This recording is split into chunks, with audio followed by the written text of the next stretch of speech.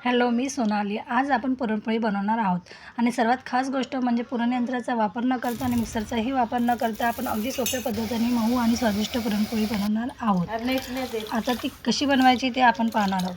चला तर मग वेळ न घालवता रेसिपीला सुरुवात करूया.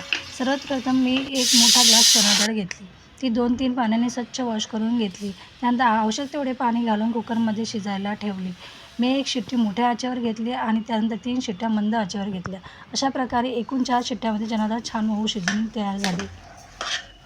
डाळ छान शिजल्यानंतर त्यात चणा डाळ ज्या ग्लासने घेतली होती त्याच ग्लासने एक मोठा ग्लास साखर घालायची. त्यानंतर हे मिश्रण सतत हलवत छान एकजीव करून घ्यायचं. साखरेच्या लम्स अजिबात राहता कामा नयेत, त्यामुळे व्यवस्थित फेटत आणि हलवत राहायचं. आता बॅटर फेटायच्या यंत्राच्या मदतीने हे मिश्रण छान फेटून घ्यायचं. त्यामुळे साखरेच्या गुठळ्या पूर्णपणे निघून जातील. पुरण अगदी एकजीव आणि स्मूथ तयार होतील. ही छोटी ट्रिक वापरल्यामुळे पुरणपोळीही खूप छान आणि मऊ होते.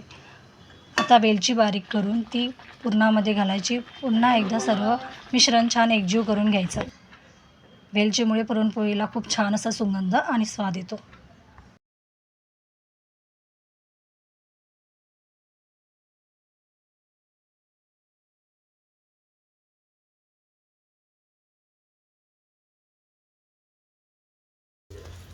आपलं पुरण आता छान तयार झालं आहे.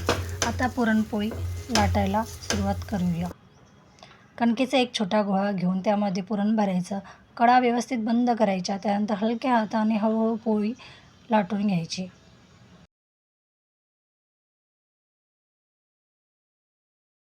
अशा प्रकारे आपली पुरणपोळी भाजण्यासाठी तयार आहे.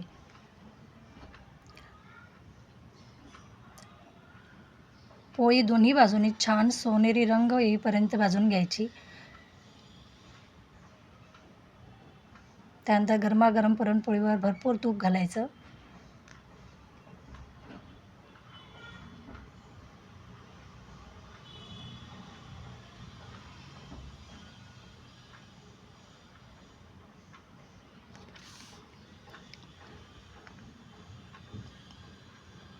पुरणपोळी मस्त फुगली आहे आपली.